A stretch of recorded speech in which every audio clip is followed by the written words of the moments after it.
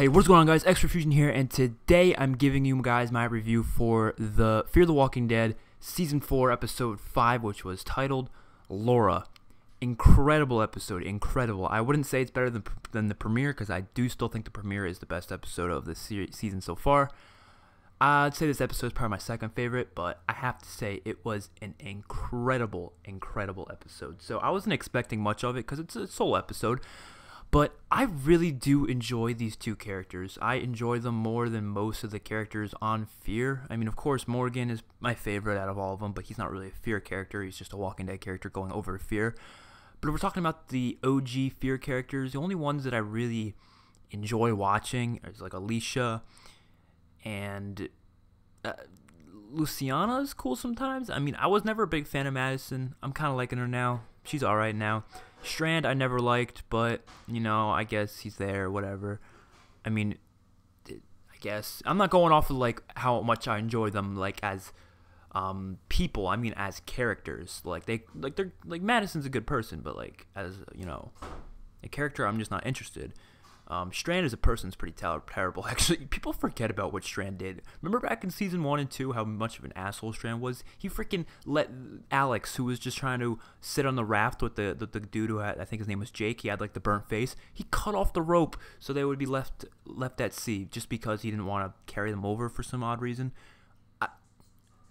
People forget about that, but I don't think Strand's my favorite, but you know, I don't mind him. Luciana's alright.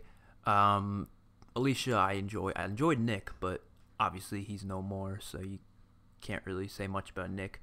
But as terms of the new characters, I've really been enjoying the new characters. Of course, we have John, we have Naomi, which is Naomi's her real name. It's not Laura, which is good to know. And we have Althea, which Althea wasn't in this episode, but I do like Althea a lot as well. But John and Naomi, they were the stars of this episode, and it was a love story between the two characters, and I loved it. I mean, I usually don't like love stories. I'm usually not one to be all like, ooh, nice love story, you know. I'm not usually like that. But in the context of The Walking Dead and to see a backstory of characters, it was pretty incredible. I like John. John is a great character. I mean, as a person, he's probably the nicest character I think we've ever seen in The Walking Dead, and that makes him very unique because you look at The Walking Dead, what other nice characters have we gotten that are just, like, insanely nice? I mean, we've had, okay, Glenn was a pretty nice dude. There's not many. There really isn't. This guy is, like, the nicest dude you will ever meet.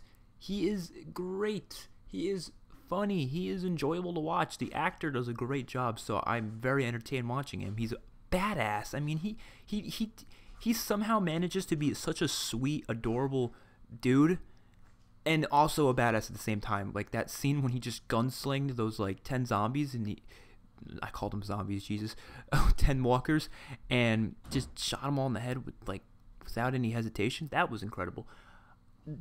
A lot of this character is incredible, and I enjoyed that backstory, how he's like a cop who accidentally, well, not accidentally, but yeah, kind of accidentally killed somebody unintentionally. I like how he put it. He said it was an intentional mistake or whatever, and I like that. I just liked his backstory. I thought it was interesting. I thought it was compelling, and then he was like, that's why I didn't want to use guns, and it made sense. It was clear as to why he was so against guns and using them and stuff like that, but obviously he uses them when he needs them, and he clearly needed them when there was 10 walkers on top of Naomi, and he just popped them on the head. That was pretty badass. I enjoyed that. I enjoyed his little setup. It had the little moat and everything. I enjoyed the scenes when they were fishing. I enjoyed the scenes when they went to the shop. It felt like a very real episode, a very real Walking Dead episode. It felt like they were actually in the apocalypse, because, look, I love Season 8 of The Walking Dead. Don't get me wrong. But Season 8 of The Walking Dead, or even Season 7 or whatever, even like Season 3 of Fear the Walking Dead, it doesn't really feel like they're in the apocalypse. And that's not a bad thing. That's because they're bringing back civilization in The Walking Dead. That's the whole point. They're bringing back civilization. They have Alexandria, Hilltop Kingdom.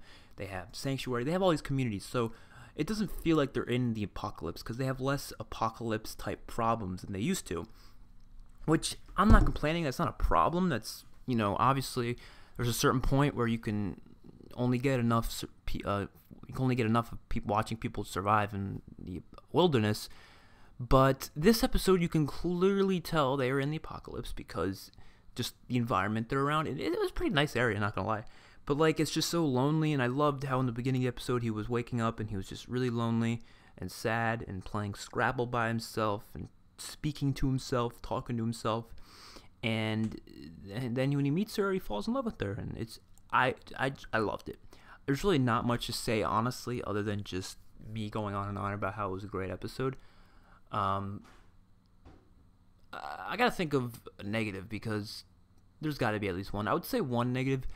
I mean, it wasn't really a negative. It was more of a confusion. Maybe there was something about it. But why did the walkers like get attracted to the they got attracted to the car that was blocking the little hole on the bridge, and that's how they fell over? But why were all the walkers piled up and hitting the car in the first place? There was nothing there to distract them in that specific way. And then they washed up on the shore and they all went towards the house. They weren't really making any noise, so I don't really know what attracted them in that direction. Maybe I missed something. I don't know, but that's just one confusion. One thing I enjoyed, I liked how Naomi mentioned that she's seen people get sick from walker blood and people getting walker blood inside of them. People need to realize that when you get walker blood inside of you, they jazzle with this in season 8 of The Walking Dead. How I know how it works. It works kind of like a real like infection in real life. You get the blood in your mouth, okay, or some of it gets in you, and there's a chance you'll get sick. There's a chance. If your bacteria fights it off, you're good.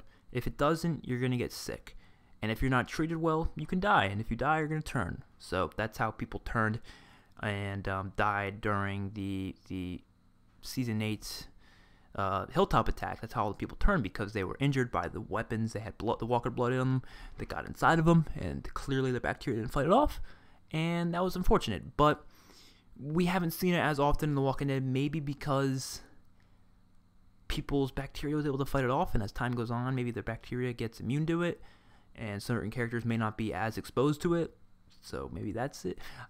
I don't know. I really don't know exactly what the science behind it is. I think we just haven't seen it in the earlier seasons because they just didn't have the idea in mind to do that, and it just jazzled on them now that they want to start, doing stuff with that, because we've seen people get blood in their face all the time and nothing happened to them. But, like I said, bacteria can fight you off. That's what I believe. So that's I thought that was interesting, and Naomi brought that up after John got all that blood in his face after stabbing the walker up and down like a freaking madman. But overall, great episode. I'm really excited for the last 3 episodes of the half season. So hopefully you guys enjoyed this review. See you guys in the next one. Peace out.